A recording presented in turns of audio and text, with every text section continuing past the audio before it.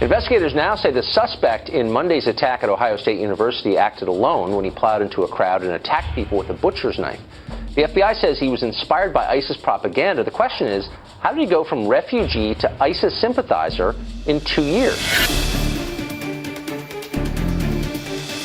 They said this: what can we do about the tiny fraction of Muslims committing such unspeakable violence we saw in San Bernardino, Paris, and Brussels?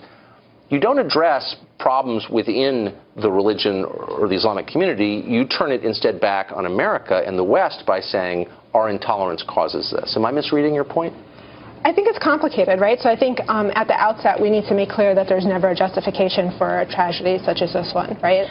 By the same token, I think with respect to the article that you're referencing, I was actually relying on research that came out of Stanford University that showed that essentially anti-Muslim bigotry and discrimination, or what we commonly refer to as islamophobia, can contribute to a sense of what they term as cultural homelessness. This looks a lot like victim blaming. So you've had an awful lot of Americans killed and injured by Islamic terror in the past 8 years. A lot, almost 100 killed, 350 or more injured. And you're basically saying that that happened because America is not hospitable enough to Muslims, and that seems unfair. Absolutely not. First, I think we need to take a step back and understand that there's actually a greater threat of terrorism from white supremacist groups and right-wing extremists than there are from individuals who self-identify as Muslim. Well, that's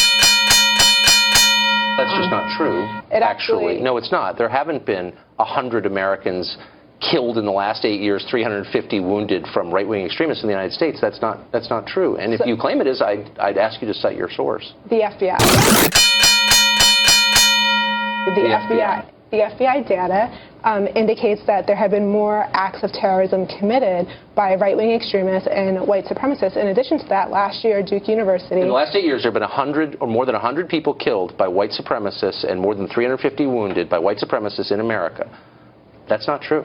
So I'm referring to the number of acts of domestic terrorism, as opposed to victims. So look, I mean, obviously you're making a point that is unsupportable. I'm talking about actual acts of terrorism. People die, people get wounded. I mean, we can define terrorism in many different ways. I'm just saying you've had an awful lot of people killed by Islamic extremists, and what I hear you saying is we're not going to take a moment to reflect upon why this is happening within our community, but instead we're going to look at the larger community and blame them. That's what I see happening.